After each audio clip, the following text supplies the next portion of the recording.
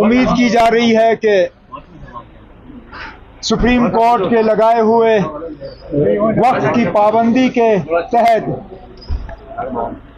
Assembly के इंतखाबात जम्मू कश्मीर में किए जाएंगे। इन सब चीज़ों को जहन में रखते हुए नेशनल कॉन्फ्रेंस के सदर जनाब फारूक साहब ने वर्किंग कमेटी की मीटिंग बुलाई। 2 दिन का ये इजलास रहा। हमें सदर मोहतरम के तरफ से ये हिदायत दी गई थी कि हम मौजूदा सियासी सूरत हाल,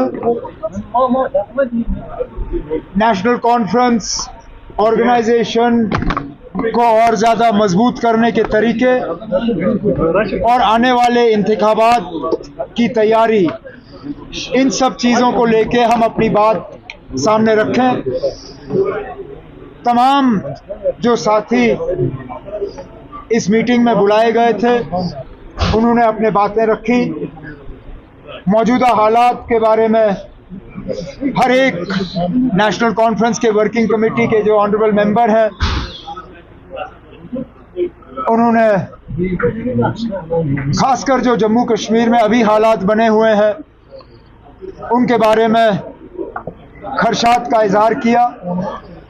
चाहे वो गिरफ्तारियों की बात हो, चाहे वो पकड़ दकड़ का जो सिलसिला चल रहा है उसको लेके हो, चाहे कानून के गलत इस्तेमाल की अगर हम बात करें उसको लेके,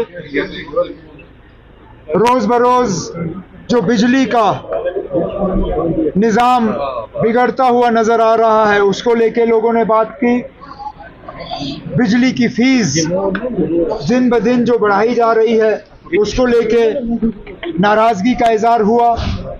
राशन की किल्लत, राशन की कीमतें, जिस तरह जम्मू कश्मीर को हर लिहाज से धकेला जा रहा है और सताया जा रहा है, इन सब चीज़ों को लेके नेशनल कॉन्फ्रेंस के वर्किंग कमेटी के मेंबरों ने अपनी बात जो है सदर मोहतरम के सामने रखी।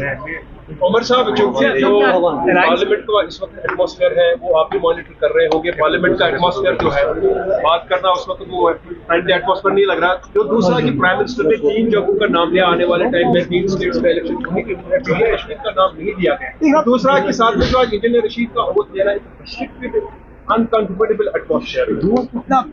जहाँ तक ओथ लेने की बात है ये अदालत का फैसला होता है, मैं इसमें कुछ नहीं कह सकता।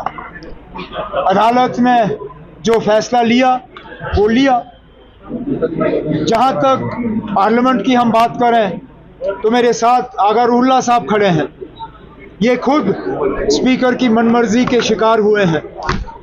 खुद इनकी जो स्पीकर साहब के इलेक्शन के बाद तकरीर हुई उसमें से एक हिस्सा जो है काट दिया गया था क्योंकि स्पीकर साहब इनकी बातों से खुश नहीं थे।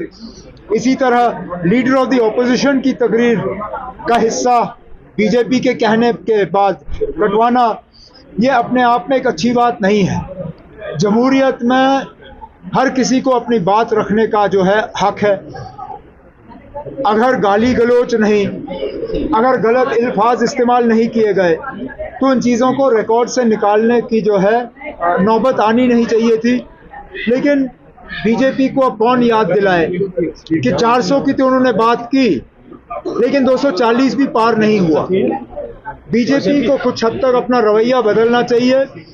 वो इस अंदाज से बात करते हैं जैसे कि उनके 400 मेंबर पार्लियामेंट में हैं, उनके 240 हैं और 240 से आगे उनकी गाड़ी गई नहीं।